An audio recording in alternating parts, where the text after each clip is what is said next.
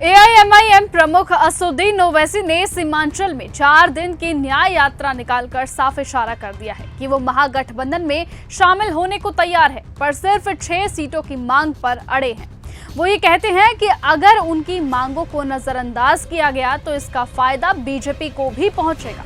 ओवैसी का ये दबाव सिर्फ सीटों का खेल नहीं है, बल्कि सीमांचल में मुस्लिम वंचित इलाकों जैसे किशनगंज, कटिहार, अररिया, पूर्णिया में अपनी जमीनी मौजूदगी को स्थायी करने की रणनीति भी है। एआईएमआईएम ने साल 2015 में इसी इलाके में अपनी पैठ बनाई थी और 2020 में असर दिखा, और अब वो स्थानीय विकास और संवैधानिक सुरक्षा की मांग अनुच्छेद 371 के तहत सीमांचल विकास परिषद को भी चुनावी मुद्दा बना रहे हैं। तो दूसरी ओर आरजेडी के लिए ये चुनौती सीधी और घातक है। सीमांचल की वो सीटें जिन पर ओवैसी दांव लगा रहे हैं, पारंपरिक रूप से आरजेडी के प्रभाव के अंदर रही हैं, और अगर महागठबंधन और एआईएमआईएम के बीच सीट बांट नहीं हुआ तो त्रिकोणीय मुकाबला बनकर वोट बंटने पर एनडीए बीजेपी को लाभ उठाने का रास्ता खुल सकता है। वहीं राजनीतिक गणित जिसकी ओवैसी ने चेतावनी दी है, और फिर एक तरफ तीसरा कोण चंद्रशेखर आजाद का एंगल।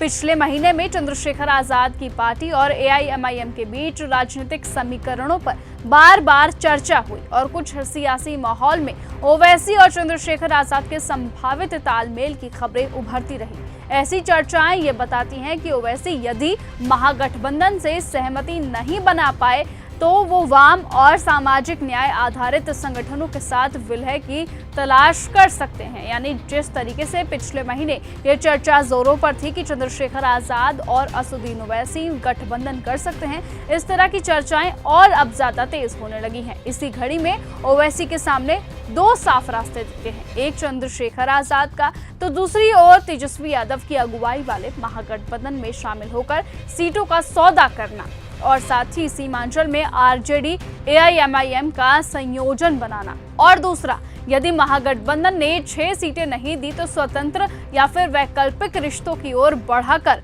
वो चंद्रशेखर आजाद जैसे क्षेत्रीय दलित नेतृत्व का साथ तालमेल तलाशना। हर विकल्प का चुनावी नतीजा अलग होगा। ऐसे में पहला रास्ता महागठबंधन को मजबूत कर सकता है और एनडीए के चांस कम कर सकता है, तो दूसरा रास्ता त्रिकोणीय भिड़ंत को जन्म दे सकता है और वोट विभाजन से बीजेपी को लाभ मिल सकता है। और साथ ही अंत में प्रश्न यही रहता है कि ओवैसी आगे किसकी राह पर चलेंगे, आरजेडी के साथ मिलकर महागठबंधन को मजबूत करेंगे या फिर चंद्रशेखर आजाद जैसे क्षेत्रीय नेता के साथ नए समीकरण बनाकर अलग मोर्चा खड़ा करेंगे, अलग गठबंधन बनाएंगे। ये फैसला अब राजनीतिक बैठकों, सीट बांट और स्थानीय जमीन की सच्चाई नब्ज के आधार पर होगा, और असल फैसला तो जनता करेगी। साथ ही असल फैसला अब असदुद्दीन ओवैसी के हाथों में है कि आखिरकार वो किसका साथ देंगे, आरजेडी या फिर चंद्रशेखर आजाद का।